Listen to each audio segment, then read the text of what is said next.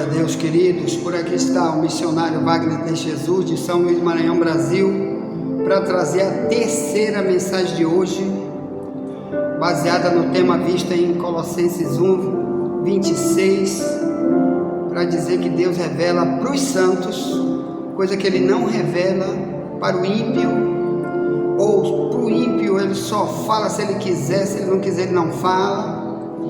Por isso que a Bíblia diz: busque o Senhor enquanto se pode achar, invoque enquanto está perto, deixe o homem maligno nos seus pensamentos e se converta ao Senhor, que Ele é poderoso em perdoar. Isaías 55:6 em diante. Então vamos buscar, você que não conhece a Deus, ou que está numa igreja que teu Deus é de pedra, teu Deus é um morto, não fala com ninguém, que o diabo usou teu pregador aí para botar um fechiclé na boca do teu Deus, porque do Deus da Bíblia não, ninguém bota armadilha na boca dele, pelo contrário, Ele é que vai se manifestar para avisar o pagamento, a retribuição dos falsos mestres que estão lá em 2 Pedro 2, é só maldição para quem vai morrer sem Jesus e que ensina mentiras para os outros. Então eu quero falar disso, irmão. O Paulo disse em Colossenses 1,6, que é o tema de hoje, 1,26, que o mistério que é Cristo com sua obra na vida das pessoas e através das pessoas está oculto, mas ele vai se revelar. Então começa a dizer: Deus, me revela, o que tu tem para mim, fala comigo, me diz, meu Deus. Amém? Ponto. Você sabe que Paulo, a vida de Paulo, para ele começar a ser um cristão, foi através de uma revelação, que está lá em Atos 9, verso 1 em diante. Cristo apareceu para ele. Cristo já tinha morrido, irmão. Cristo já tinha morrido, fazia mais de 5 anos que Cristo tinha morrido e ressuscitado. E em Atos 9, o Paulo era um perseguidor gigantesco da igreja, contra a igreja, massacrava cristãos, prendia cristãos, odiava cristão. A Bíblia diz no capítulo 8 de Atos que ele rangia os dentes contra a igreja, de tanto ódio. Era um dos líderes de Israel. A Bíblia diz que ele era fariseu de fariseus, quando ele dá o testemunho dele, né? Em Filipenses 3, 1 até o 10, quer dizer, a família toda dele era fariseu, avô, pai, e ele também fariseu. Fariseu era como se fossem os pastores, os principais pastores da religião de Israel da época, e ele era isso, odiava o cristianismo. Então ele vinha ali em Atos 9, verso 1 em diante, com um monte de cavalos e cavaleiros, soldados, para perseguir os cristãos. E o próprio Cristo apareceu para ele, e a partir daquele dia ele se tornou um cristão. Basta você ler lá que você vai ver. Então eu não vou falar sobre isso, eu vou falar sobre Paulo. O Paulo tinha uma vida que eu e tu precisamos, né? Gálatas 2, 1. Depois, passados 14 anos, subi outra vez a Jerusalém com Barnabé, levando também comigo Tito. Verso 2: e subi por uma revelação e lhes expus o Evangelho. Então, aqui é a minha tradução mais antiga, em Ferreira de Almeida, revista corrigida. Eu subi por uma revelação. Por que ele fala de subir? Porque Jerusalém está em cima de um monte. Amém? Ela fica em cima do monte. Então ele sobe, ele vem de outro lugar, ele viajava por vários países, e agora ele vai, né? E ele sobe. Aqui também Gálatas e outras cidades naquela época, muitas viviam assim. Para ir tinha que subir, outras tinha que descer. Então Paulo também, ele diz que o evangelho que ele recebeu, irmão, não foi homem nenhum que ensinou ele, foi revelações que Deus deu. Está aqui, ó, Gálatas 1, verso 10 em diante diz: porque persuado eu agora a homens ou a Deus, ou procuro agradar a homens? Se estivesse ainda agradando aos homens, não seria servo de Cristo. Mas faço-vos saber, irmãos, que o evangelho que por mim foi anunciado não é segundo os homens, porque eu não recebi nem aprendi de homem algum, mas pela revelação de Jesus Cristo. Porque já ouvistes qual foi antigamente a minha conduta no judaísmo. O judaísmo era a religião antes de ser um cristão, a religião dos judeus. Aí diz assim: como sobremaneira perseguia a igreja de Deus e a assolava, e na minha nação excedia em judaísmo a muitos da minha idade, sendo extremamente zeloso das tradições de meus pais. Mas quando aprovei a Deus, que desde o ventre de minha mãe me separou, aleluia, eu estou chorando, não adianta que eu estou chorando, irmão, eu só estou aqui também por causa disso. Eu já escrevi mais de 100 livros, nunca sentei em banco de teologia, acredita nisso? Eu tenho muito de livros sobre islamismo, nunca fui muçulmano. Eu tenho 3 livros sobre maçonaria, nunca fui maçom na minha vida. E Deus chega para mim e diz: eu vou te dar a chave disso daí para você entender, escrever e advertir o povo. Tem livro que Deus me dá até a capa do livro no sonho. Quando um dia desse, já passou um tempo, a minha esposa teve um sonho de uma capa de um livro, que esse livro eu nunca cheguei a publicar, mas eu escrevi ele. Eu tenho mais de 100 livros escritos, que a maioria eu nunca publiquei.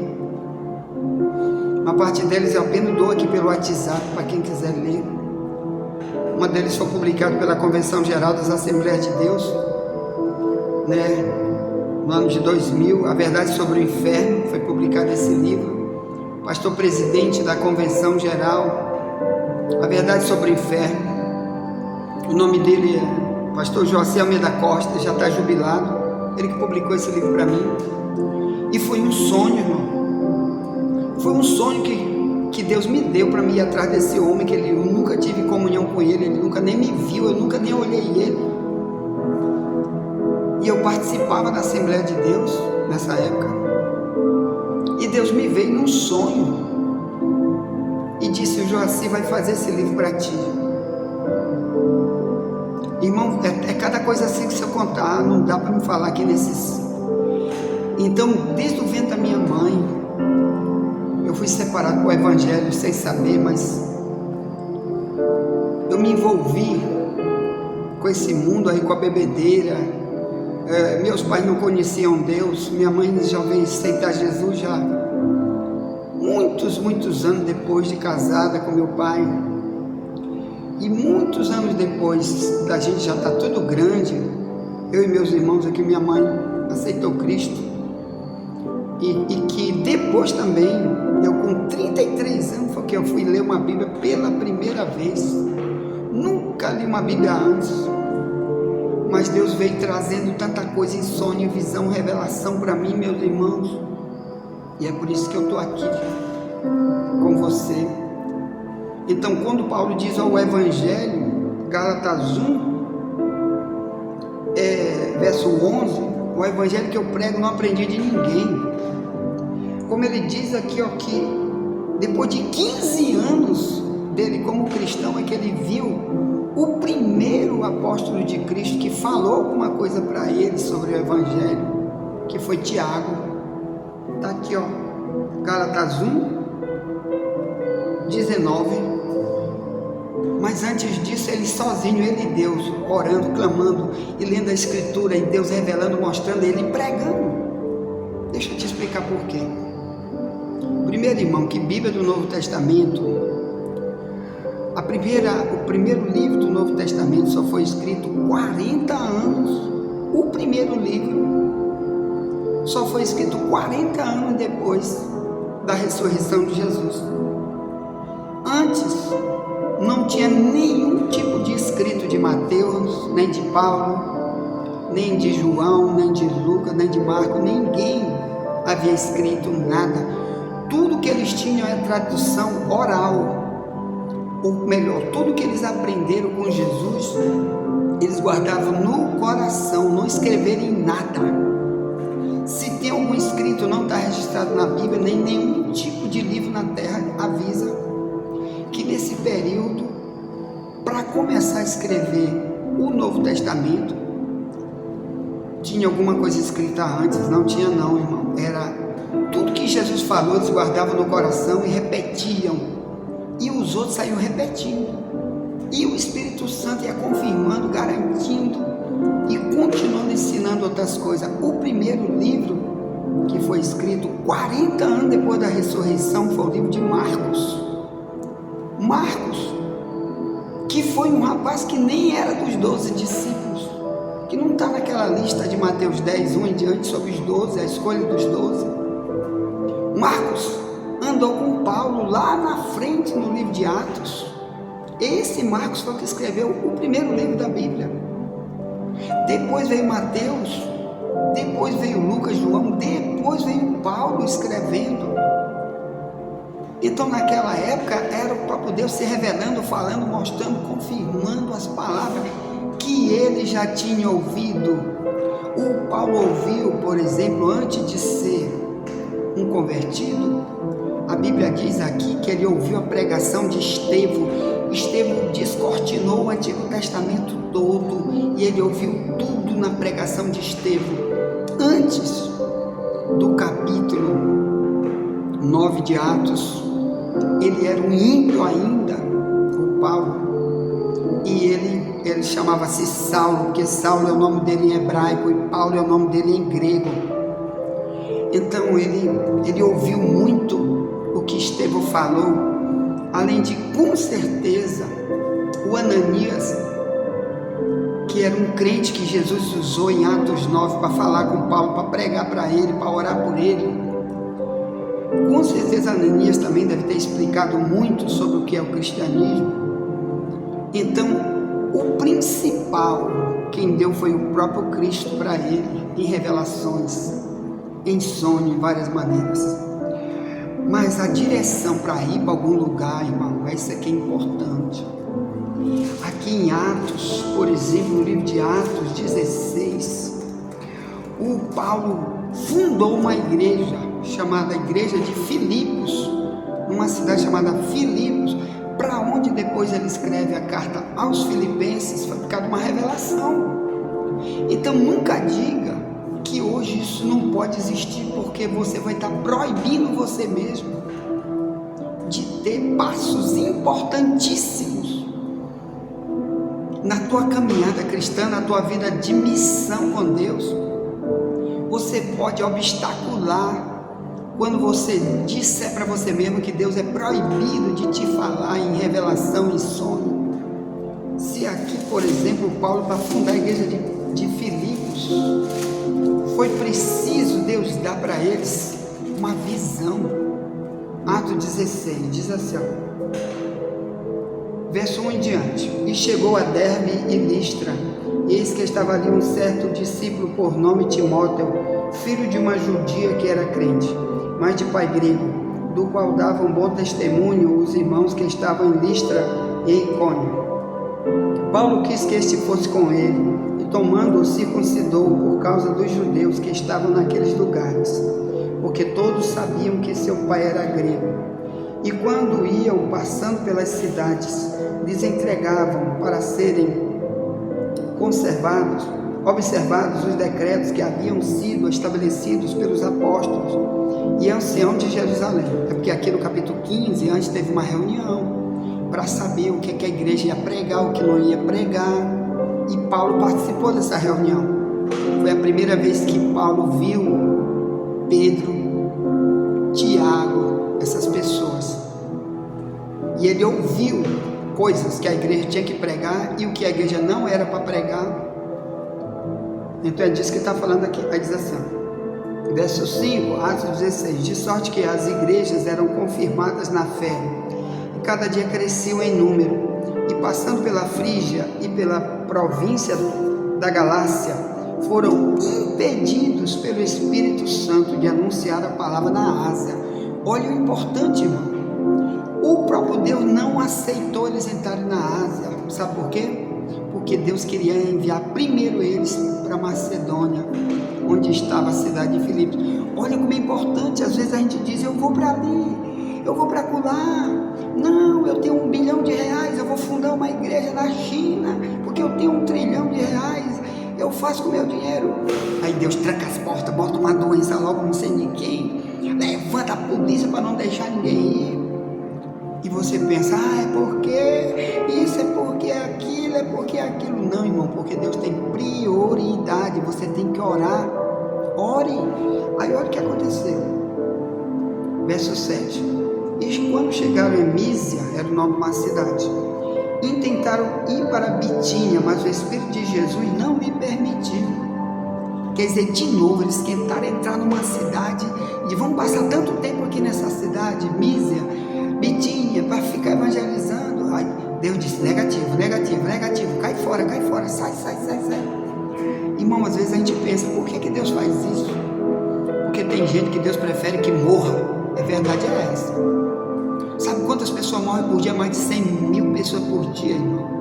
De todo quanto é tipo de atrocidade, o diabo está matando.